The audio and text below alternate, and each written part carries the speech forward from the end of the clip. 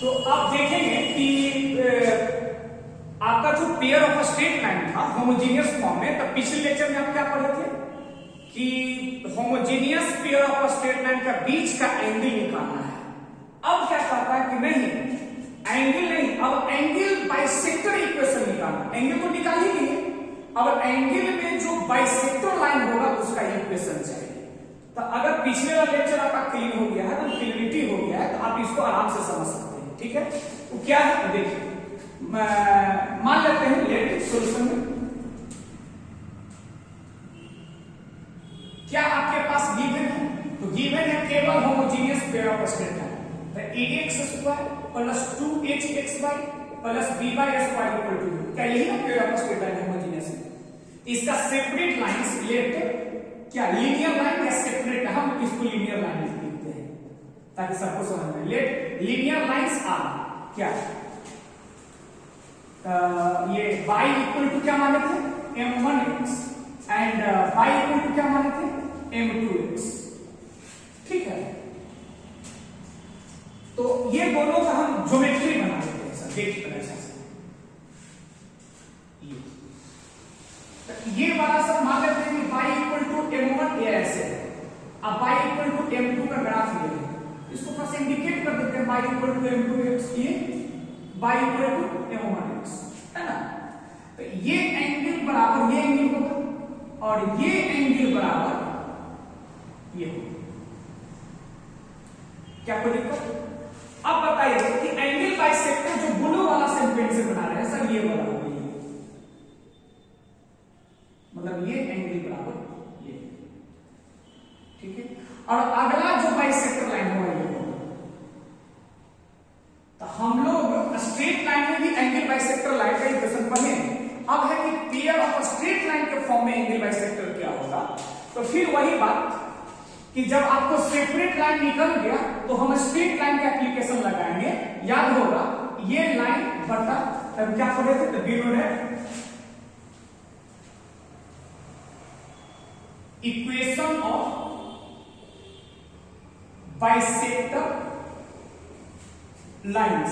क्या पढ़े थे याद है, पहला लाइन, तो पहला लाइन क्या लिखेंगे m1x माइनस y बटा √1 प्लस m1 स्क्वायर, याद होगा a square plus b square equal to second line. Second line को क्या लिखेंगे m2x minus y। Second line नहीं लिख सकते ऐसे, इसको ऐसे नहीं लिख सकते हैं m2x minus y equal to 0, उसी प्रकार से ये क्या हो जाएगा बटा x का कोफिशिएंट m2 का होल स्क्वायर, y का coefficient 1 square.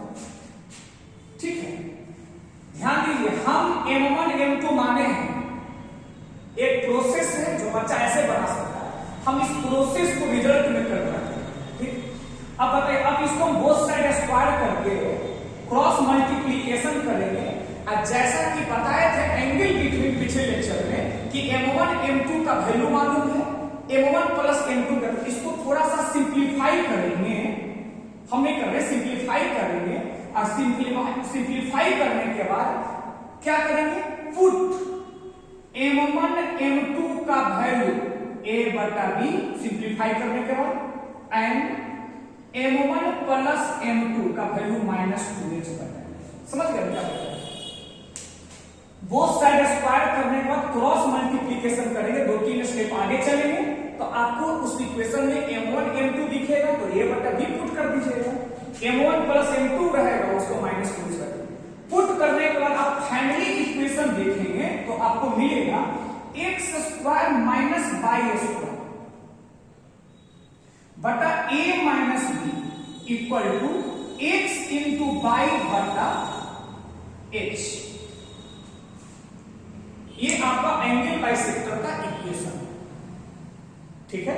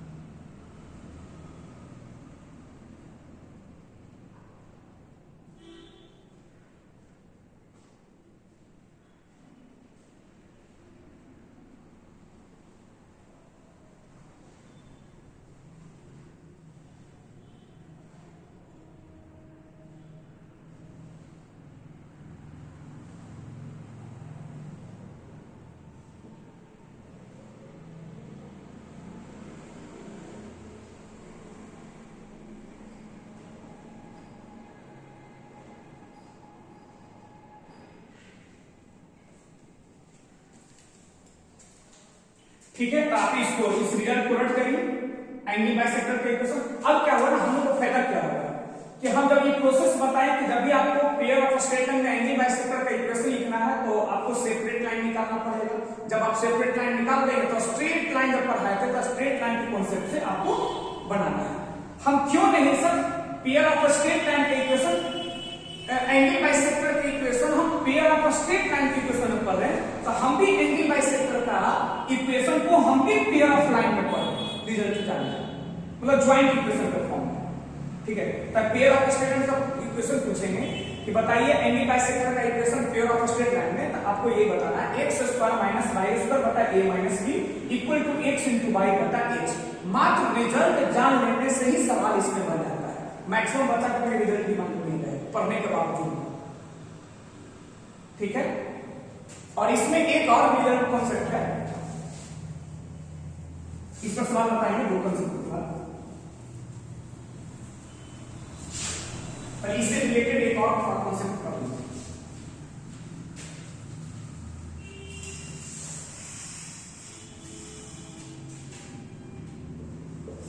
To find the perpendicular distance, ठीक है, from a point क्या x1 y1 मान लेते हैं point to a pair of lines कौन ax square 2hxy plus by square equal to g। ये कहा जा रहा है कि परपेंडिकुलर डिस्टेंस अब बताइए, जैसे आप स्ट्रेट लाइन में परपेंडिकुलर डिस्टेंस पढ़े तो अब है जो पेयर ऑफ स्ट्रेट लाइन जो है ना पेयर ऑफ स्ट्रेट लाइन में परपेंडिकुलर डिस्टेंस है किसी पॉइंट से, अब देखिए उसका थोड़ा फिगर भी देखिए कि मान लीजिए पॉइंट यहां, ठीक है, और आपका जो सेपरेट लाइन था आप याद कीजिए ऐसे एक सेपरेट लाइन ऐसे, ठीक है, इसको लिखे तो याद कीजिएगा y इक्वल टू m2x और ये था y इक्वल टू m1x। अब परपेंडिकुलर डिस्टेंस का मतलब हम मान लेते हैं एक पॉइंट है x1 y1, ठीक है, इस पर परपेंडिकुलर ये हो जाएगा और इस पर परपेंडिकुलर ये हो जाएगा। तो A से परपेंडिकुलर पहला लाइन को ड्रॉ किए, इसका फुट ऑफ परपेंडिकुलर का नाम ले लीजिए n, इसका फुट ऑफ परपेंडिकुलर n, दूसरा लाइन क्या कोई दिक्कत। तो अब बताइए कि जब सेपरेट लाइंस क्या बोले, अब इसमें दो कि बच्चा कहता है सर हम सेपरेट लाइन निकाल लेंगे, क्या बोले हम सेपरेट लाइन का इक्वेशन निकाल लेंगे और परपेंडिकुलर डिस्टेंस निकाल लेंगे, दोनों को गुना कर देंगे तब परपेंडिकुलर डिस्टेंस ज्वाइंट फॉर्म में आ जाएगा, क्योंकि पढ़ रहे हैं कौन सा चैप्टर, ज्वाइंट इक्वेशन पढ़ रहे हैं, पेयर ऑफ स्ट्रेट लाइन पढ़ रहे हैं, ठीक है। तो वही process angle between pair of straight line में जैसा प्रोसेस बताया वैसा ही प्रोसेस एंगल बाइसेक्टर में हुआ, यही प्रोसेस से इसमें भी होगा, ठीक है। तो क्या होगा देखिए इसमें,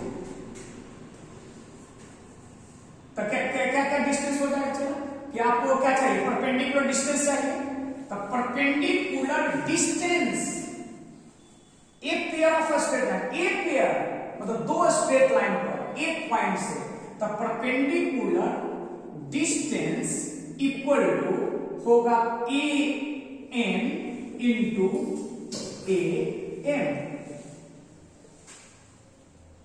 ज्वाइंट इक्वेशन, ठीक है, क्योंकि एक पेयर ऑफ स्ट्रेट लाइन में दो लाइन है।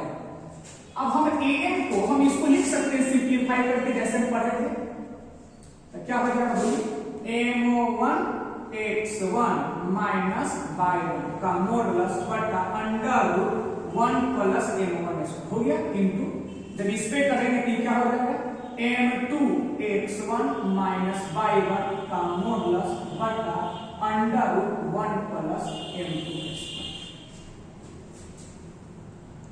ठीक है।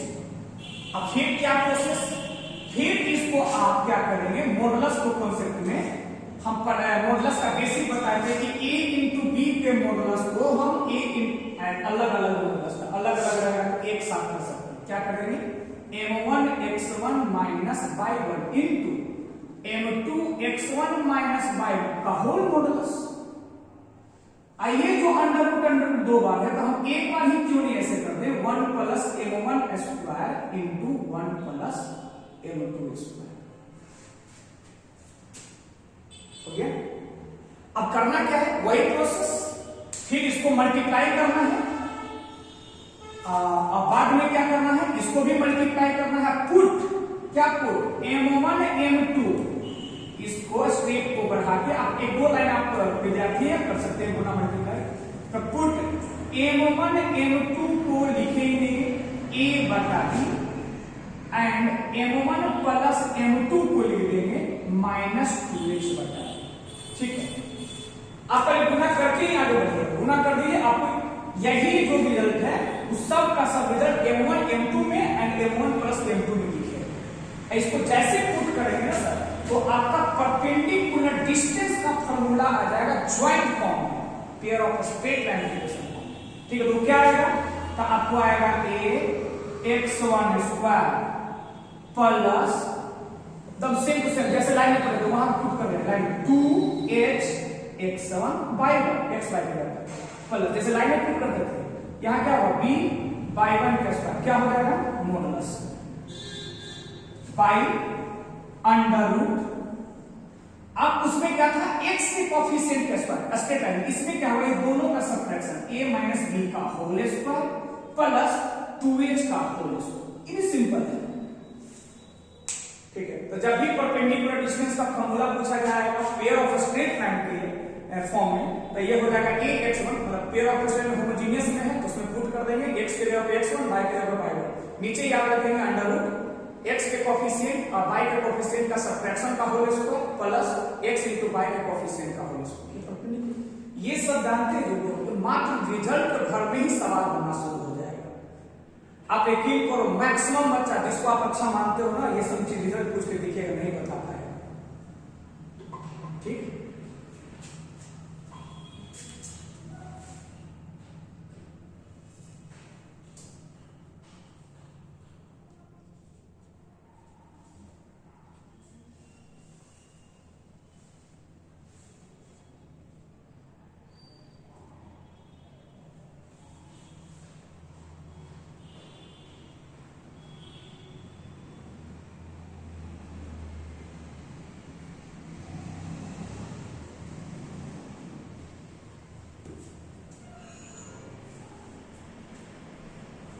ठीक है, तो अब जितने भी हम कॉन्सेप्ट बताए हैं या पिछले लेक्चर में पेयर ऑफ स्ट्रेट लाइन के बीच में, वो सब का सब होमोजेनियस था। अब रही बात कि सर अगर non homogeneous pair of straight line रहेगा तो उसमें एंगल बिटवीन क्या होगा, उसमें एंगल बाइसेक्टर का इक्वेशन क्या होगा और उसमें परपेंडिकुलर डिस्टेंस का क्या फॉर्मूला हो सकता है।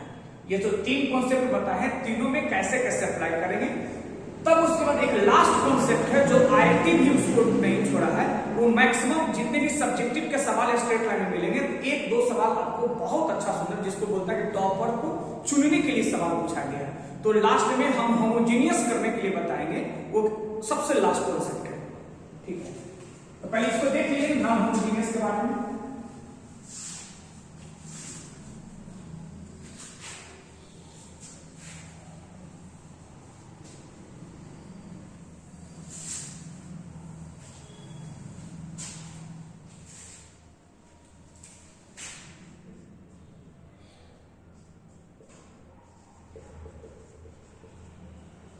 Intersection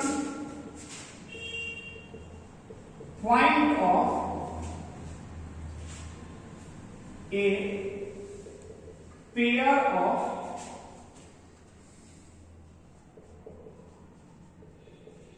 a straight lines कौन फॉर्म है, होमोजेनियस। आपसे ये सवाल भी पूछा जा सकता है, एप्लीकेशन रहेगा कि pair of straight line homogeneous form में है तो उसका सेपरेट लाइन का इंटरसेक्शन पॉइंट क्या होगा। तो अभी बताया है और फिगर भी ड्रॉ कर करके कि जब ये होमोजेनियस फॉर्म में रहेगा तो दो तरीका इसमें देख लीजिए अच्छा से, इधर होमोजेनियस होमो, इसमें नॉन होमोजेनियस, ठीक है। तो होमोजेनियस वाला का फॉर्म क्या बताए थे?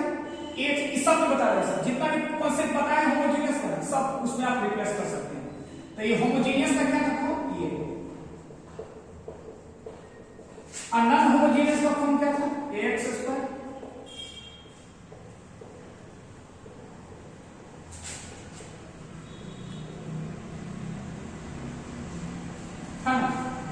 तो इसका सेपरेट लाइन में क्या आया था? लेट सेपरेट क्या लाइंस क्या माने थे? y equal to m1x and y equal to m2x माने थे। कहने का मतलब ये दोनों का इंटरसेक्शन पॉइंट जो होगा ना वो ऑरिजिन होगा। ठीक है, क्या बोले कि जब भी homogeneous pair of straight line रहेगा ऐसा फॉर्म, तो उसका सेपरेट लाइन का इंटरसेक्शन पॉइंट निकालने की जरूरत नहीं, डायरेक्ट बोलेंगे 0 0 ऑरिजिन। ठीक है। अब है कि भाई नॉन होमोजीनियस है तो उसका सेपरेट लाइन किस फॉर्मेट में रहेगा? तो मान लेते हैं सेपरेट लाइंस क्या y equal to m1x plus c and y equal to m2x plus c। ये c1 c2 सब जानते स्टेटमेंट पढ़ाए, c1 y इंटरसेप्ट, ये दोनों का y इंटरसेप्ट 0 था तब तो ऑरिजिन से पास किया था। इसका सेपरेट लाइन कुछ ना कुछ होगा, c1 1 2 -1 -1/2 दोनों एक साथ 0 नहीं होगा, कोई एक 0 हो सकता है। तो ये जहां पे सेपरेट लाइन निकलेगा उसी का इंटरसेक्शन पॉइंट ही निकालना है। तो दो मेथड बच्चा क्या करेगा? पेयर ऑफ स्ट्रेट लाइन से सेपरेट लाइन निकाल लेगा और उसको सोल्व कर देगा तो हो जाएगा। तो एक मेथड ये है। दूसरा मेथड क्या है कि हम डायरेक्ट इसको पार्शियली डिफरेंशिएट, पहला मेथड समझ गए, वो आपको प्रोसेस निकालने वाला है। दूसरा मेथड से क्या करेंगे? नॉन होमोजेनियस रहेगा तब, होमोजेनियस बता चुके हैं, इसको आपको डिफरेंशिएट करना है एक्स के रिस्पेक्ट में बाय कांस्टेंट मान के। ठीक है, पहले लिखेंगे सेकंड रूल में differentiate both side with respect to x when y is constant। किसको? नॉन होमोजेनियस को। ठीक है, एक बार क्या करना है? y के रिस्पेक्ट में डिफरेंशिएट करना है x को कांस्टेंट मान के। तो जब आप x के रिस्पेक्ट में डिफरेंशिएट करेंगे तो ये होगा 2ax, y कांस्टेंट ये 0, 2h कांस्टेंट भी है, y भी कांस्टेंट, ये हो जाएगा 2hy, ये हो जाएगा 2g, अब बाकी सब कांस्टेंट है इक्वल टू g। ये फर्स्ट इक्वेशन। अब सिमिलरली प्रोसेस, अब y के रिस्पेक्ट में डिफरेंशिएट करना है x कांस्टेंट, ये 0 हो जाएगा, ये होगा 2by 2hx 2f equal to g। एक बात और समझिए, जो हम ये पार्शियली डिफरेंशिएशन वाला कर रहे हैं वो जो लीनियर लाइन आ रहा है वो सेपरेट लाइन नहीं है। ये एक ऑब्जर्वेशन है कि ये दोनों का जो इंटरसेक्शन पॉइंट होगा इसी इंटरसेक्शन को कोइंसाइड कर देगा।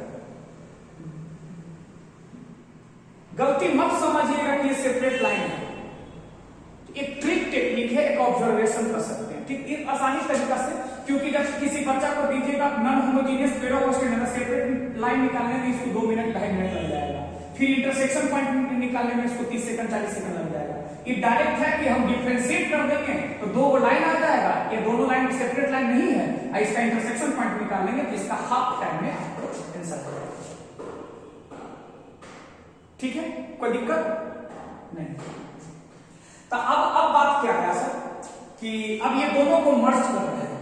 ठीक है, पहले सेपरेट लाइंस का थोड़ा सा ओरिजिनल फिगर बनाते हैं होमोजेनियस। क्या ऐसा ही था? इसका इंटरसेक्शन पॉइंट क्या था? 0 की तो रफली बना था। अगर नॉन होमोजेनियस रहेगा तो यही इंटरसेक्शन पॉइंट पहले 0 0 था, अब बदल के मान लेते हैं कि x1 y मान ले रहे हैं, इसको सोल्व करेंगे तो इंटरसेक्शन क्या है? x1 y। इस पॉइंट को शिफ्ट कर देंगे तो यही लाइन ऐसे रहेगा, ऐसे केवल शिफ्ट करना है।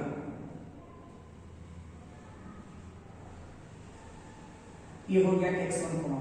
कहने का मतलब आप समझिए, हम बताए थे बेसिक कोऑर्डिनेट ज्योमेट्री में शिफ्टिंग कांसेप्ट से आसान से बन जाएगा।